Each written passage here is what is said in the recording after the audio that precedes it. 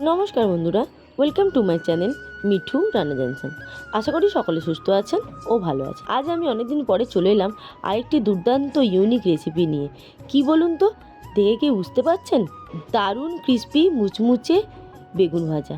অত্যধিক কম তেলে এই বেগুন ভাজা হয়ে যায়। আমি আজকে এই সাদা বেগুনের বেগুন ভাজা আপনাদের করে দেখাচ্ছি। দেখতে থাকুন, আশা করি ভালো লাগবে এবং দারুণ টেস্টি হয়, ভীষণ পরিমাণে মুচমুচে হয়। যে কোনো নিরামিষ দিনে কিংবা খিচুড়ির সাথে কিংবা যে কোনো দিনই আপনারা এইভাবে বেগুন ভাজা করে ফেলবেন, দেখবেন ভাত, লুচি, রুটি, খিচুড়ি সব কিছুর সাথে দারুণ সুন্দর লাগবে। সাদা বেগুনটা খুব ভালো করে ধুয়ে পরিষ্কার করে এইভাবে গোল গোল করে আমি কেটে নিয়েছি। আপনারা চাইলে লম্বা লম্বা করেও কাটতে পারেন। এইভাবে আমি গোল গোল করে সমস্ত সাদা বেগুনটা কেটে নিলাম। তারপরে ওপর থেকে দিয়ে দেবো সামান্য পরিমাণে হলুদ গুঁড়ো, আর দিয়ে দেবো সামান্য পরিমাণে লঙ্কা গুঁড়ো, আর দিয়ে দেবো সামান্য পরিমাণে লবণ। এবার দেবো সামান্য পরিমাণে চিনি। একবার এইভাবে সামান্য পরিমাণে চিনি দিয়ে বেগুন ভাজা ভেজে দেখবেন তেলটা কিন্তু খুবই কম টানে। এবার খুব ভালো করে আলতো হাতে বেগুনের চারদিকে গায়ে লঙ্কা, হলুদ, লবণ, চিনি খুব ভালো করে মাখিয়ে নেব। সমস্ত বেগুনের গায়ে আমার মশলা মাখানো হয়ে গেছে। এবার দিয়ে দিচ্ছি সুজি। এই সুজিটাই কিন্তু দারুণ পরিমাণে ক্রিস্পি করবে। এখানে আমি সামান্য পরিমাণে সুজি দিলাম, প্রায় 1 টেবিল চামচ মতো সুজি দিয়ে আবারও সুজিটা খুব ভালো করে বেগুনের গায়ে কোট করে নেব।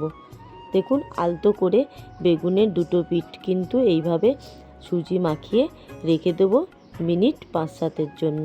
বেগুনটা উল্টে দিয়ে আবার 1 টেবিল চামচ সুজি দিয়ে খুব ভালো করে কোট করে নিচ্ছি। সমস্ত বেগুনের গায়ে খুব ভালো করে সুজি কোট করা হয়ে গেছে।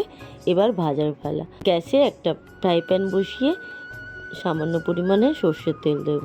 একদম ডুবো তেলে ভাজবো না, ডুবো তেলে ভাজলে কিন্তু তেল অতিরিক্ত টেনে যাবে। তাই আমি সামান্য পরিমাণে প্যানে তেল দিয়ে তেলটা খুব ভালো করে গরম হয়ে এলে একে একে বেগুনগুলো দিয়ে দেব। এবার 5 মিনিটের জন্য ঢাকা দিয়ে রেখে দেব। গ্যাস এই সময় হাই টু মিডিয়ামে আছে, খুব বেশি জোরে দিইনি, তাহলে একটা পিঠ কিন্তু পুড়ে যাবে, সেদ্ধ হবে না। 5 মিনিটের জন্য প্যানটা ঢাকা দিয়ে রেখে দিয়েছিলাম। মাঝে 2-1 বার খুলে আমি উল্টে পাল্টে নিয়েছি। এতে করে বেগুনের দুটো পিঠ খুব ভালোভাবে সেদ্ধ হয়ে গেছে। এবার আর ঢাকা দেওয়ার প্রয়োজন নেই। এবার ঢাকা খুলে খুব ভালো করে উল্টে পাল্টে ভাজা করে নেবো, লালচে করে ভাজা করে নেব। দেখুন, খুব সুন্দরভাবে আরও একটা দিক বেশ সুন্দরভাবে ভাজা হতে হতে সেদ্ধ হয়ে গেছে। এবার আর ঢাকা দেব না। এবার গ্যাস হাই ফ্লেমে করে খুব ভালো করে লালচে করে ভাজা করে নেব। একদম মুচমুচে এবং দারুণ সুস্বাদু হয় এই বেগুন ভাজা রেসিপি। একবার অতি অবশ্যই আপনাদের করার অনুরোধ রইল। একবার করে দেখবেন কি দুর্দান্ত খেতে হয়।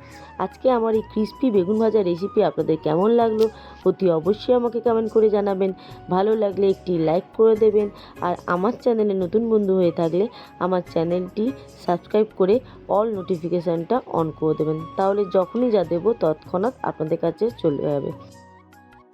আজ তাহলে আসি। রেসিপি ভালো লাগলে অতি অবশ্যই একটি লাইক কমেন্ট করে যাবেন, আর এইভাবেই আমার পাশে থাকবেন। আবারও আসবো আরেকটি অন্য কোনো নতুন রেসিপি নিয়ে। ততক্ষণ ভালো থাকবেন, সুস্থ থাকবেন এবং সাবধানে থাকবেন। এতক্ষণ আমার সাথে থাকার জন্য অসংখ্য ধন্যবাদ।